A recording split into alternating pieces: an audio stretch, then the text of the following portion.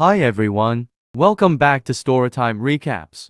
In this video, I'm going to recap one of the film from 2019, Swallow.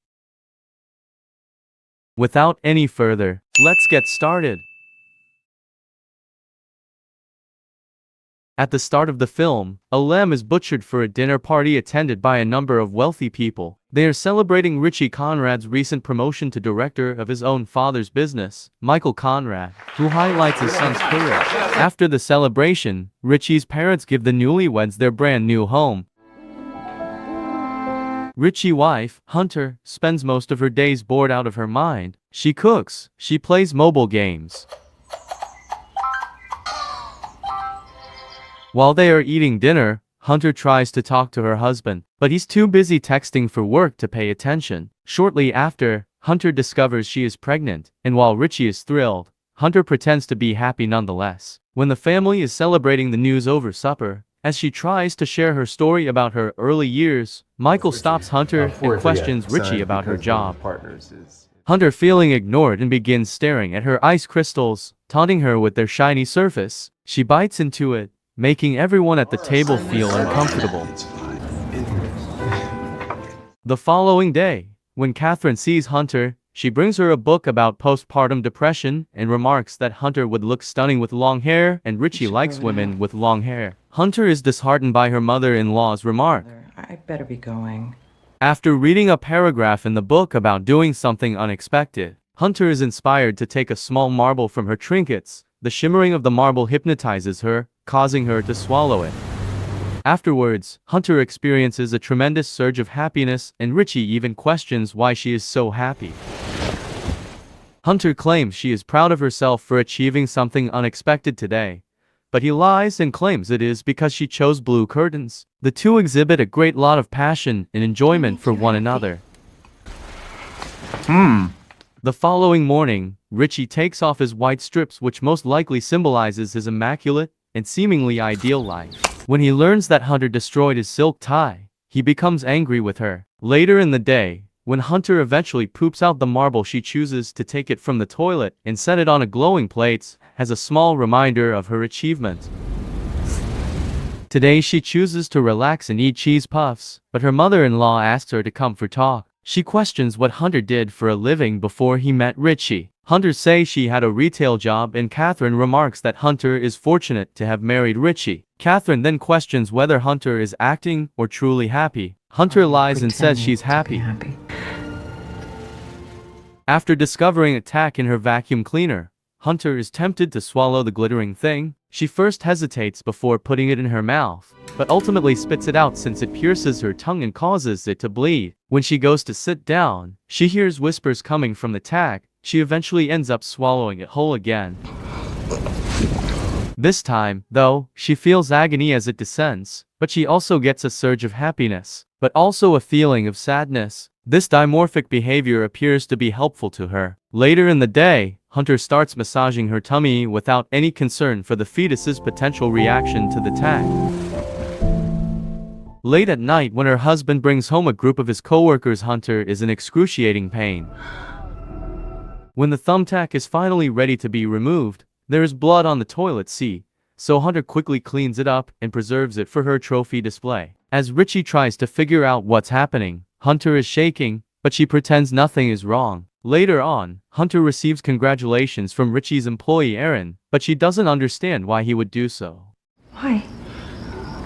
She forgets she's pregnant. Aaron asks for a hug because he's lonely, and Hunter accepts, but it appears like Hunter needs it more than Aaron. The following day, Hunter chooses to swallow a battery and uses the day to decorate the house in an unconscious attempt to take back some control of her life. Even the pages of the book Catherine gave her are consumed by her. She gradually collected a large collection of items for her trophy display. During an ultrasound, the doctor notices something strange on her screen, and when she looks at it again, Hunter yells in agony. Once she is under anesthesia, a camera is used to check for any obstructions in her esophagus. Surprisingly, among other items, they discover a sharp safety pin. At home, Richie screams at his wife, wondering what hell is wrong with her. Hunter claims that she has no idea why and has never even heard of pica, a disease in which inedible things are swallowed. Anything like this before I get. Richie believes it has been there throughout her life, although Hunter's issue is relatively new. The following day, Michael consents to cover Hunter's psychiatric care, but he wants the focus to be on giving her medication first. The family insists on being there throughout her sessions, but Alice, the psychiatrist, wants to spend some time alone with Hunter. Hunter clarifies that she has had an excellent life and that she only needs medicine to prevent her from swallowing. Her main goal is to make Richie happy, but she ultimately shares how the items make her feel wonderful. In what way? When she begins to list a bunch of random objects from mattress stuffing to metal, she has a look of pleasure and bliss. She loves different textures in her mouth. Finally, Catherine makes the decision to teach Hunter the advantages of juicing in order to aid in her body's detoxification. We are going to reconnect. Totally. Hunter is unaware that the family has employed a man named Louis to keep an eye on her at all times to make sure she doesn't ingest anything. When Richie tries to deceive her by claiming that Louis is a nurse and will assist her, he becomes irate. Catherine calmly responds by telling Hunter that Louis will act as her personal assistant. Over the next few days, Hunter becomes irritated when Louis tries to assist Hunter in the kitchen. Louis ends up criticizing her mental health difficulties, claiming that she wouldn't have them if she had experienced what he did in Syria. Before she can even use the restroom, Louis needs to pat Hunter down to prevent him from carrying items that can be swallowed. In the bathroom, she swallows one of the cold steel trinkets that Hunter has concealed, and it works for her. During her psychiatry session, Hunter claims that ingesting a battery isn't a big concern, but Alice insists that it is because the battery acid could have poured out and killed Hunter. Hunter acknowledges that she gains control by swallowing. Do you feel out of control?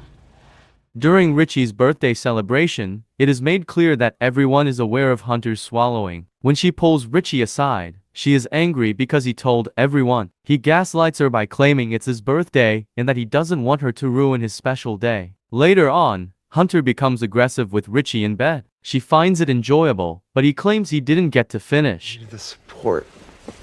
Hunter's request for an apology for notifying everyone about her health at work, he claims he will try harder to understand. After that, Richie gets to finish. In her next session, Hunter brings up how her mother was taken advantage of and Hunter was the result of it. For some strange reason, Hunter has a clipping of the man from the newspaper. She tells Alice that her mother and stepfather treat her well. Alice responds that doing more research could help her understand Hunter's urge. It's important, actually. Okay?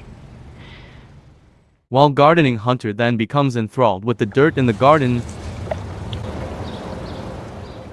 and goes to wash her hands, only to find her husband on speakerphone with Alice. Alice divulges too much information about her last session with Hunter when Alice mentions about Hunter's mother getting taken advantage of.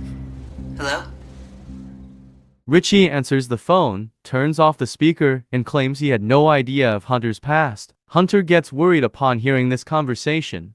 Once Richie leaves, Hunter has a complete panic attack and she whimpers and crawls under the bed. Louis chooses to console her by going beneath the bed.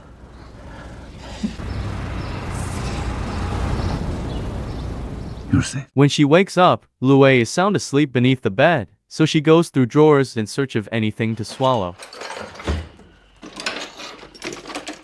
She swallows a tiny screwdriver that she finds.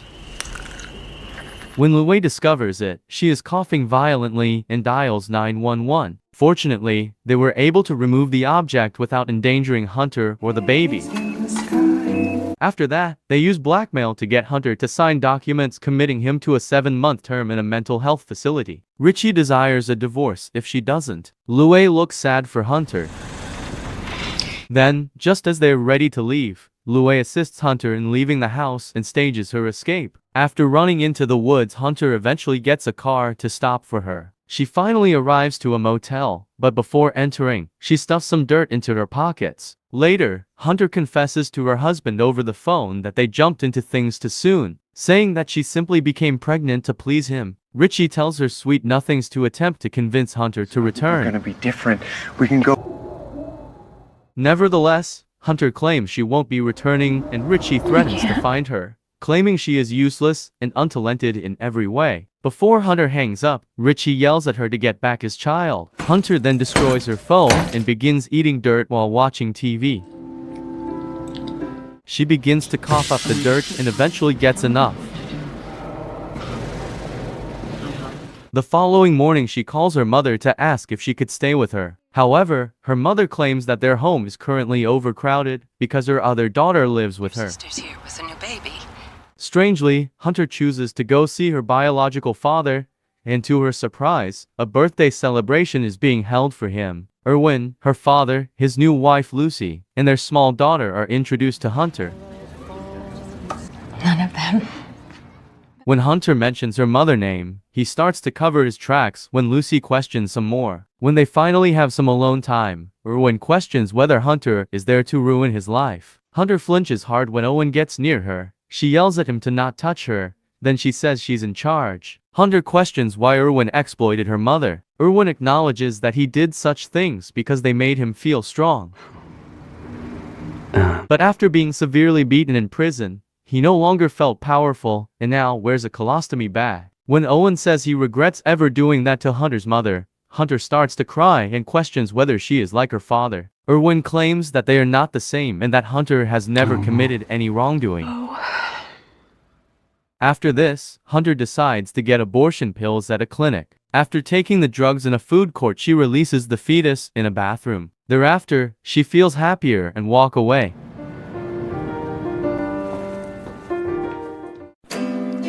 Thanks for watching, and remember to turn on your notifications to watch more movie recaps like this one.